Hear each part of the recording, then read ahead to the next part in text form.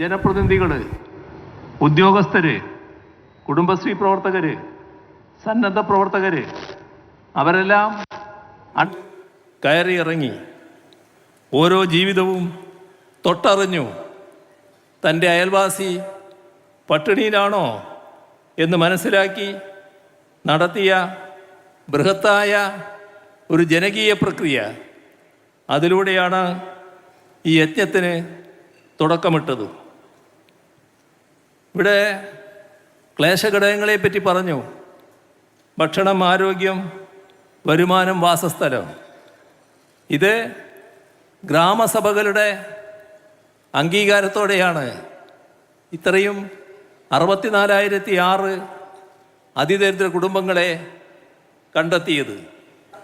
സാമ്പ്രദായിക രീതിയല്ല അംഗീകരിച്ചത്. എല്ലാ കുടുംബങ്ങൾക്കും ഒരേ സഹായം നൽകുന്ന സാമ്പ്രദായിക രീതിയുണ്ട്. അതിനു പകരം ഓരോ കുടുംബത്തിൻ്റെയും പ്രശ്നങ്ങൾ മനസ്സിലാക്കി അവരുടെ കണ്ണീരൊപ്പുന്ന, അവരുടെ സവിശേഷ പ്രശ്നങ്ങൾ വിശകലനം ചെയ്ത് വേണ്ട പരിഹാരങ്ങൾ ഉറപ്പാക്കുന്ന ഓരോ കുടുംബത്തെയും കുറിച്ചുള്ള മൈക്രോ പ്ലാനുകളാണ് രൂപപ്പെടുത്തിയത്. ഇപ്പോൾ അസുഖം ബാധിച്ച് കിടപ്പിലായ, മരുന്ന് വാങ്ങാൻ നിവൃത്തിയില്ലാത്ത ഒരമ്മയ്ക്ക് വേണ്ടത് പെൻഷൻ തുക മാത്രമല്ല, കൃത്യമായ സമയത്ത് മരുന്ന് വീട്ടിലെത്തുന്നു എന്ന ഉറപ്പാണ്. അത് നാം പാലിയേറ്റീവ് കെയർ വഴി ഉറപ്പാക്കി. ഒറ്റക്ക് താമസിക്കുന്ന, പാചകം ചെയ്യാൻ ശേഷിയില്ലാത്ത ഒരു വയോധികന് ആവശ്യമായിട്ടുള്ളത് റേഷൻ കിറ്റല്ല, പാചകം ചെയ്ത ആഹാരമാണ്. അത് നാം ജനകീയ ഹോട്ടലുകൾ വഴി അവരുടെ വീട്ടിലെത്തിച്ചു.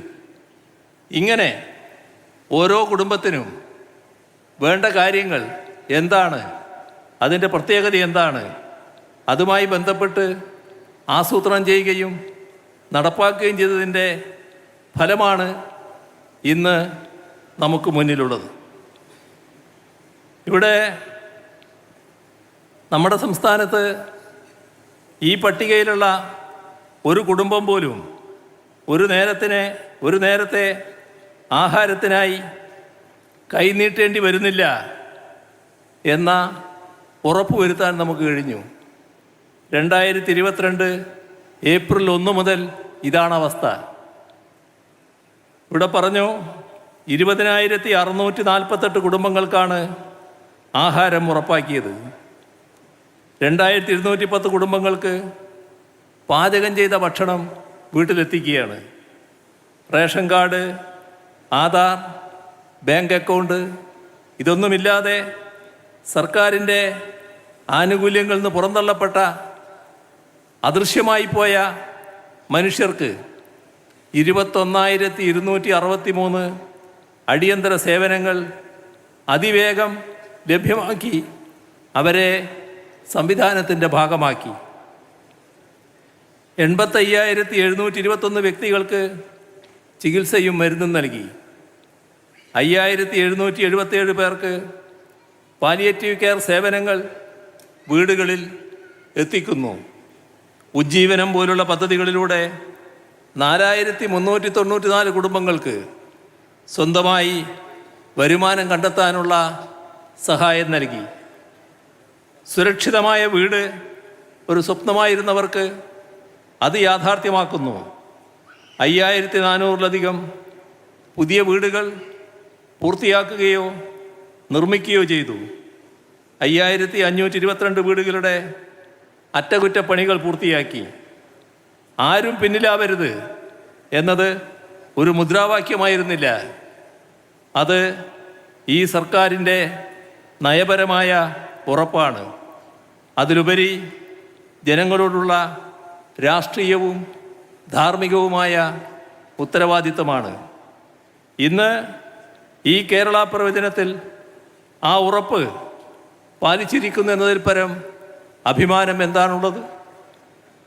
2016 മുതൽ സർക്കാർ ക്ഷമയോടെയും നിശ്ചയദാർഢ്യത്തോടെയും നടപ്പാക്കി വരുന്ന സമഗ്രമായ ജനകീയ വികസന നയങ്ങളുടെ തുടർച്ചയും ഫലവുമാണ് ഈ നേട്ടം.